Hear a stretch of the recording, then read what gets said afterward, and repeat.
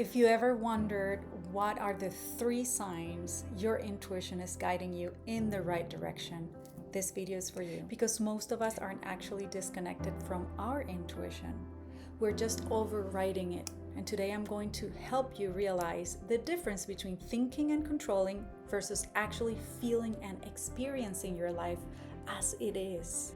The first sign your intuition is guiding you is that things feel quieter than you actually expect.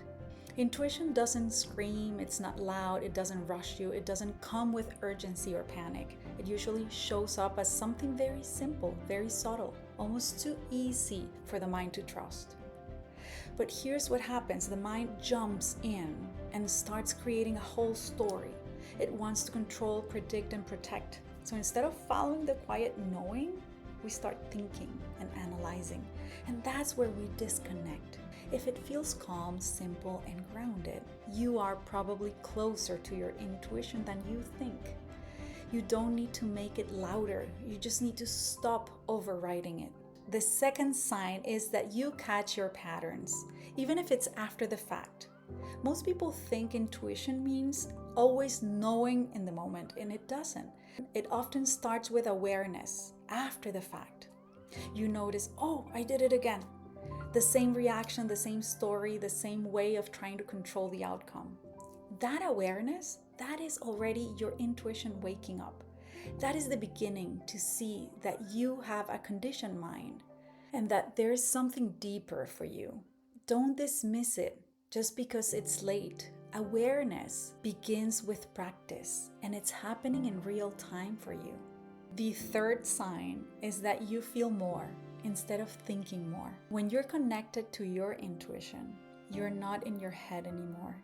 You're not trying to figure everything out. You're actually experiencing the moment through your body, through your senses, with your presence. You feel the conversation instead of rehearsing what to say next.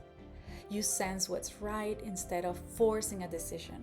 But this requires letting go of control because the mind always wants a plan.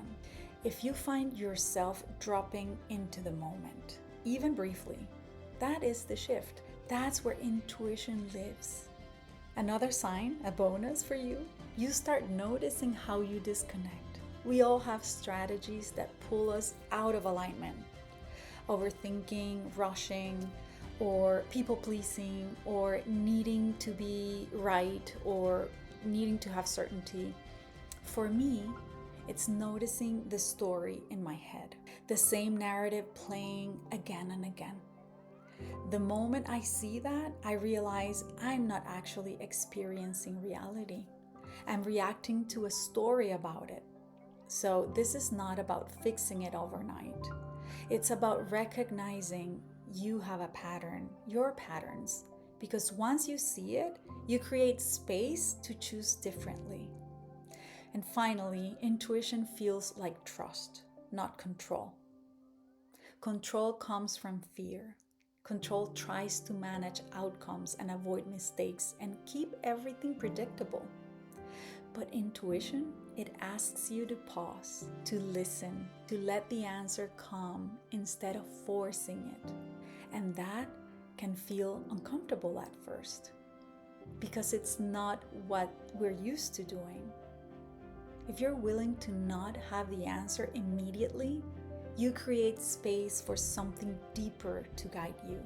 And that's where trust begins. So this week, instead of trying to get it right, just start noticing. Notice where you're thinking versus feeling. Notice when you're controlling versus allowing.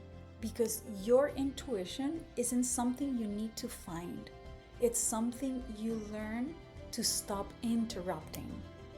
If you want more ways to see clearly, trust yourself, and actually experience your life instead of overthinking it, make sure you subscribe.